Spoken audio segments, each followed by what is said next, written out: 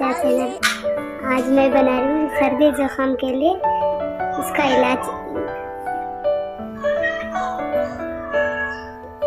सर्दी जुकाम का लिए कावा बनाने के लिए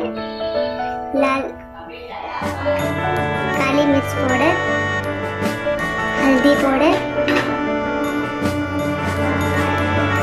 कुटी हुई अदरक, चटला, इसके लिए दूध,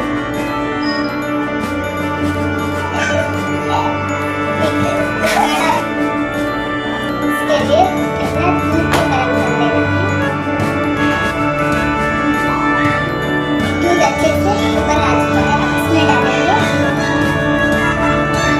अदरक जो कुटी हुई अदरक, हल्दी पाउडर,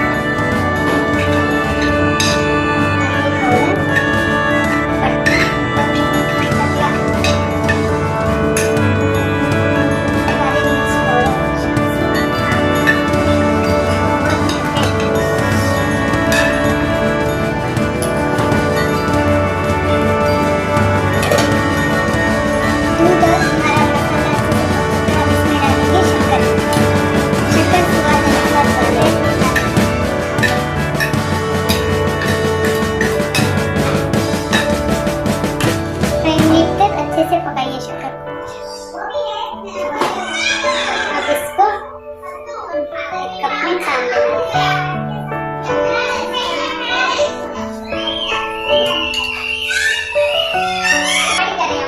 बारीक सा काली मिर्च छुटकी छुटकी छिलक लेना है। मजेदार कावा तैयार हो चुका है। सर्दी जुकाम आपकी 5 मिनट्स में कम हो जाएगा।